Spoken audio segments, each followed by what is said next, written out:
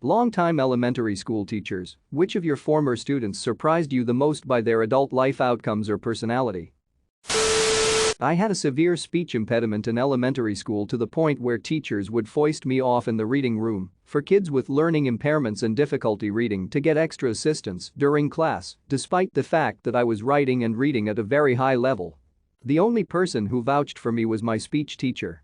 I met with her 3x a week during elementary school. She allowed me to stay in her classroom during lunch when they forced us to go to the playground, and it was 5 degrees out. She gave me work to do over the summer so I could get to a point where I could actually say my name properly, which had been my only goal.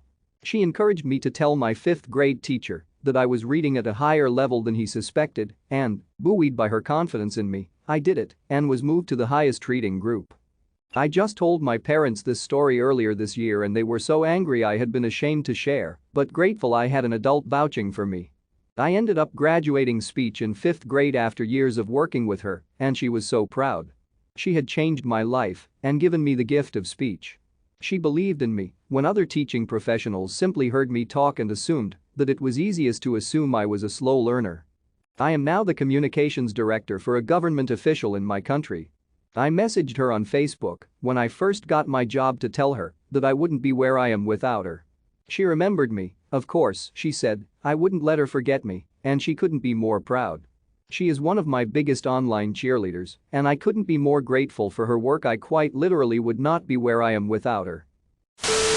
I had a student that used to get into fights and was extremely aggressive and violent towards others. On the last day of 5th grade, his last words to me and his class were "fuck you." Many years later he came back to the school I'd been teaching at and looked for me so he could give me a big hug and apologize. In his words, "I was garbage when I was here, thank you for putting up with me and I'm sorry." I cried like a baby. I was so proud of him. Teaching can sometimes be a thankless job, and a lot of the things I'm really proud about are usually only shared between me and my students. They don't give out a lot of medals to teachers, Anyway, thanks for your time and attention. Overwhelmed by how many people got to share one of the best moments of my career with me in this friggin' post.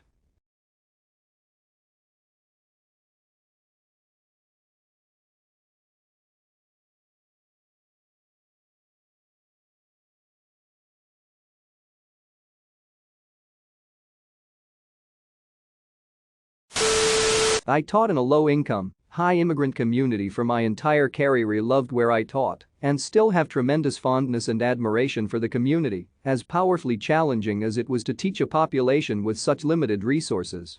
I had a student in 3rd grade who was sweet, kind, and goofy, but the typical never do homework, mediocre to poor grades type at the time.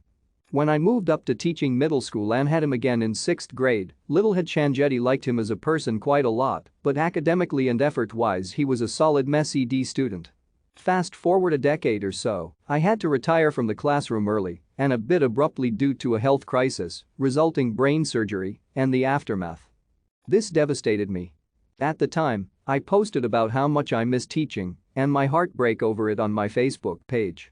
This now adult student, who had added me as a friend but rarely to never posted anything anywhere on FB, commented the most heartwarming words about what an inspiration I'd been and how he felt I'd started him on the path that led him to a degree in chemical engineering from a major university. He was the first in his family to go to college, nonetheless earn a degree. His kind and generous words made me weep, and his academic success left me stunned. If you had asked me back when he was in 3rd or 6th grade which student would be the one to earn a degree in engineering, I think I would have gone through 2/3 of the class before I'd have even thought of him. Edit 1, Hollowo. I typed this up just before turning the light off in bed and woke up to so many comments and awards and supporting you guys, all of you. Probably because I'd recalled this memory just before going to sleep, I had a rather vivid, somewhat desperate dream about teaching and being back in that community with all of my current health issues. I was trying so hard and found myself literally lost in the town, using my broken Spanish to try and find my way and encountering former and current students who helped me along. It's been 7.5 years since I was last in the classroom, and I've gone through a lengthy and painful grieving process, but in the last couple of years I've found acceptance, if not peace, with what I cannot and could not control. But man, I loved what I did, and I loved every one of those kiddos. Every one. That took some effort for some of them, but I made a point to find a way. I always told them on the last day of school, "You were my students for a year, but you are my kids forever." Thank you again, everyone, for your kind words and awards. Edit 2, changed BA to degree. Whoops. I typed this right before I turned the lights off and went to sleep, so I wasn't my most alert. I don't remember him actually saying BABS, just that he's gotten a degree in chemical engineering and the university he got it from. It's my ignorant ass that mixed up the letters, not him. I started in elementary school. One of my first students I had when she was in 3rd grade. Her father was abusive when she was younger and mom left him and was raising her on her own, but her mom was also heavily involved in gangs. She was very behind compared to the rest of the kids, but she was always very helpful to the other children, me, and the staff. I had a soft spot for her, and she ended up being one of my favorites. Teachers will often say they don't have favorites, but that's a lie. A couple years later I was moved to 5th grade, and I had her again. She was struggling a lot by this time, but still, I never gave up on her, and she never gave up either. Later, when she was in 8th grade, I was moved to middle school, and once again, I had her again. By this time her mom's lifestyle had an influence. She always wore red, threw up gang signs, and used to get into a lot of fights at school. One thing that was different was she had caught up academically with the rest of her peers and actually even surpassed many of them. She used to come by after school and started seeing me as a mentor, and we had a connection, as I too was heavily involved with gangs in my teens and early 20s. When she moved on to high school, she kept in touch. Her high school was across the street, and she used to come by after school all the time to check in. She eventually got involved in student body, became the senior class president, and was on the honor roll all 4 years. She got accepted into all 8 colleges she applied for. She is currently on a full-ride scholarship at Stanford University and plans to continue with graduate school. She is very involved with the community too. She is currently 20 and a waitress, but is planning on doing big things, and I know she will. I'm so proud of her. I'm not one of these great success stories, but I'm back home visiting and actually ran into my 3rd grade teacher at Starbucks. I was working on my laptop, WFH, but my parents' Wi-Fi is crap, so I work at Starbucks when I visit. I saw her sit down, and it just kept bugging me why she looked so familiar, because I swear when I was in 3rd grade I thought she was at least in her 50s, so she would have to be like in her late 70s now, or something like that. Chalk it up to a child's memory. Anyway, when I noticed she was getting ready to leave, I asked if she was MS.3 road grade, and she said yes with a kind of confused tone, and I explained who I was and that she had been my teacher. She was so excited to see a former student and kept thanking me for taking a chance and saying hi to her, and that she wished more students would do that because she loves getting to hear about her former students' lives. So I guess if you are on the other side of this question and you see a former teacher, don't be afraid to reach out and just say hi, explain who you are and just thank them for their role in your education. She remembered me as the little girl obsessed with acting and reading. Still true today. I taught kindy for 18 years. When I finally finished, I was at the airport leaving to go to my home country, and a young man in his 20s approached me and asked if my name was and had I been his teacher. Turns out I was. He was smiling, his family was smiling, and they made me feel like a rock star. He even bowed to me. This was in China, and everyone was looking. We were lined up waiting to present passports. And frankly, I was happy to see him and find out he was doing well. Isn't there a Chinese proverb that states teachers are the most noble of professions? Doctors and lawyers are great, but we wouldn't have them without teachers. Or some car company made that up, and it was super convincing to my child brain, and as an adult I totally agree with it. I guess my mom might count since she's worked at the elementary school I attended since 1993, but she recently told me about one of my elementary school classmates. I was actually pretty good friends with him, but I thought he was a bit slow. And apparently, he had been evaluated for learning disorders several times in early grade school. He apparently just started a surgery fellowship at a prestigious hospital in Philadelphia. He definitely worked very hard in grade school and middle school, and now that I look back, he definitely sought out the smart kids in class and tried to befriend them and see how they thought. There was a kid in my high school class who had severe dyslexia and acalculia, and although he clearly had a sharp mind, when you spoke to him, it wasn't clear he was going to go far. His main interest back in school was blowing shit up and building bombs, and he went off to mining school so that he could work with explosives. He got his PhD before I got my bachelor's for building a robot that goes down mines and uses lasers to make a 3D map of the mine, doing a week's work for a surveying team in a couple hours and without putting human lives at risk. He's charming, his wife and kids are charming, and he builds robots with frickin' lasers on them. Not bad for the kid couldn't read and only cared about blowing shit up. Robots with frickin' laser beams attached to their heads. Not me but know a guy, lovely quiet chap who lived to draw. Teacher said his work was no good. Went on to be a senior effects artist and later works for a major computer games company and can of course, draw. Found your friend. Lol. My brother was tutored by an elementary school teacher and he was a complete mess of a student as a kid. She was helping him transition from a top prep school to public school because the prep school didn't feel he would ever amount to much in their care. She tried several methods to keep him organized and help his reading skills to no avail.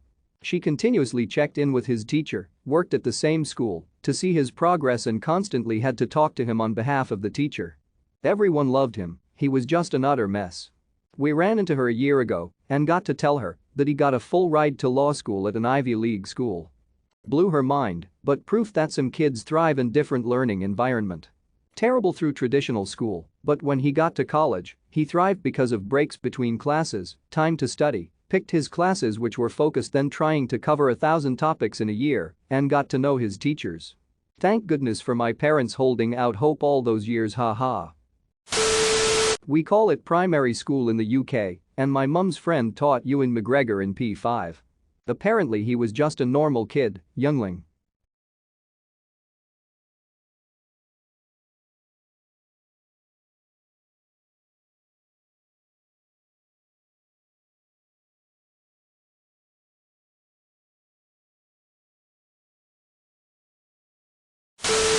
Not me, but a kid who used to be my friend.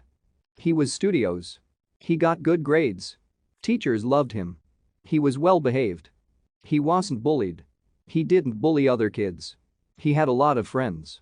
He wasn't popular, but he wasn't unpopular. He was definitely more popular than me though. No one had a problem with him. Since he got good grades, his parents let him do whatever he wanted. They bought him whatever he wanted. He had the latest video games and consoles as they came out. We loved sleeping over his house because we could stay up all night, jump on the trampoline at 2 in the morning, and we didn't even have to sneak out for mischief. We could just walk out the door. Anyways, he moved in 8th grade. I was sad. A couple years back someone sends me a Facebook message of a local article. This guy stabbed someone 23 times and is awaiting a murder trial. I have no clue where his life took a hard left turn, but it did clearly. Edit, added details. That's wild. And sad. It's strange when it's someone you knew. Yeah, if I had to pick someone from my elementary middle school classes to be a murderer, it would have absolutely not been him. I teach English as a second language, and I had a kid who spoke Arabic who barely could master English in the beginning, to be expected of course. Well, 8 years later he's on his way to being an astrophysicist. He came to school to find me to tell me last year, and I've never had a prouder moment teaching. He told me I was the only one who believed in him. Edit, wow. Thank you so much for the awards and sweet comments. They mean a lot to me after an exhausting year of remote and hybrid teaching. If you're thinking about reaching out to a teacher, totally do it. We've had a crazy year, and I'd bet $1 million it would mean so much to them. And for all my ESL and multilingual kiddos in this thread, I'm so proud of you. I got to do something, well, not as staggering as saying I'm an astrophysicist, but still got to blow my old teacher's mind. His name was Mr. Quinn, and he was the drama teacher at my high school. I was one of the 4-year wonders, the kids who got into drama freshman year and never left. Most stayed because of the social dynamic, but I stayed because I loved theater. After graduating, I got a job, went to community college, my grades weren't abysmal, but not great. Started taking classes in audio recording. Got introduced through those classes to the head sound technician for our City Opera Association. He offered me a job shadow. Then gave me an application for the Stagehands Union and told me to sign up. That was June of 2006. In September of 2006, I got my first call to work a show, tearing down the Broadway show Wicked. I did pretty good for my first time ever working a show that was that big. I was told to expect more calls. Pretty soon I got another call to work on Sweet Charity. Then a Rascal Flatts concert. Then a Disney on Ice show. It was after the Ice show that I went back to my high school and found Mr. Quinn. When I told him that I was now a professional stagehand, had already worked in a couple different venues, and was about to start working on a run of Bolero, he actually wept. "You're the first ever of all my students to go pro." For the next 6 years, he would have me come in and talk to his tech theater classes. And I dropped by a bit more often just to tell him about shows I was working on. He was super excited when I told him I had worked on an environmentalism summit hosted by His Holiness the Dalai Lama and that I had gotten to meet His Holiness and received his blessing and a prayer shawl. Sadly, colon cancer decided that Mr. Quinn had been having too much fun. I saw him a few weeks before he passed, telling him about working a new production of Faust and how difficult the TD was being and that one of the lead carpenters had smashed his finger. Mr. Quinn laughed. And he told me how proud he was of me. When he died, I cried like a lost child. And I'm still a stagehand. Now I'm a crew lead and production staff for an NBA team. I go back to work next week for the playoffs. And I'll be thinking of Mr. Quinn the entire time. Not mine but my mom's story. She used to teach the 2nd grade and there was a kid who was ruthlessly bullied because he had another finger on his hand. He didn't come from a very good background and had to work jobs in the middle of school for his family. This is pretty common for low-income families in India. He was shouted at a lot by the principal as he missed like half of the school, so my mom told him to come to our house so she could tutor him every few days. He's now studying mechanical engineering at IIT, very prestigious university in India, and reached to my mom on Facebook and thanked her. I was expecting famous pianist.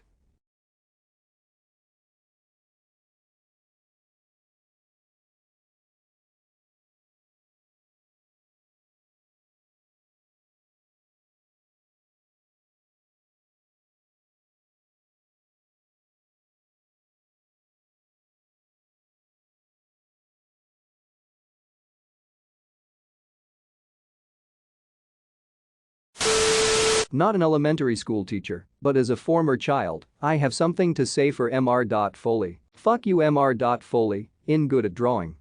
As a former child Lumfao. As a retired child veteran.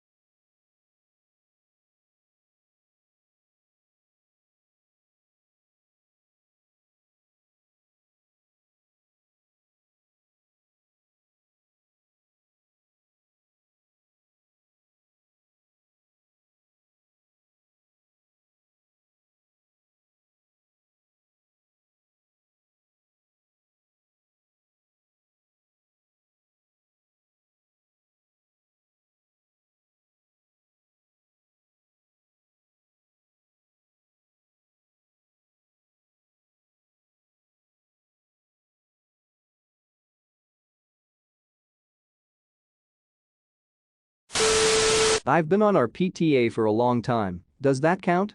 There was a very skinny quiet kid who was super smart. The other kids picked on him quite a lot, but he never stood up for himself. I always thought he would work for NASA or something as he was so smart. I saw his LinkedIn a few months ago and he is now a prison officer at a maximum security prison. Half the smart kids from high school are doing great and the other half are the host at Applebee's and it's so confusing. I've found that a lot of smart kids burn out in college or early in their career and they decide they'd rather have a mediocre job that at least has a definite end. Sounds tragic, but let's perusing the most scientific method of sociological analysis available. Anecdotal experience. Story time. My brother graduated top of his class, got highly recommended to some very prestigious careers, ascended quickly up their ranks, and now his job is his life. Well, not exactly. He actually doesn't have enough life to give to what his job is asking for. He is always on call, always wrought with anxiety, always struggling to make at least a little time for his kids, but it seems the world saw his smarts and latched onto it voraciously. He is a constantly miserable wreck, and I don't envy him in the least. He did everything right. He excelled at every turn. He opera at every tunity. And at every gress. Transit every sentence. And his reward for being the best and brightest is a life of never-ending servitude out of his control. On the other hand, I see my own friend who graduated top of his class, lots of prestigious career opportunities, and that was the end of that. He sold a fledgling hardware manufacturing business in college to move to Montana with his fiancée. He landed a job working 6 hours a day at some mining company's employee credit union as its supervisor. Even afforded him his own office. He set up their system 8 years ago and only does intense computer work maybe 3 to 4 times a year. Most days, he sits in the back and plays games until a teller gets confounded by their computer's hibernation timeout and calls him to come mouse jiggle it back awake. He was slated to be the next Silicon Valley billionaire, yet he only makes $25 an hour.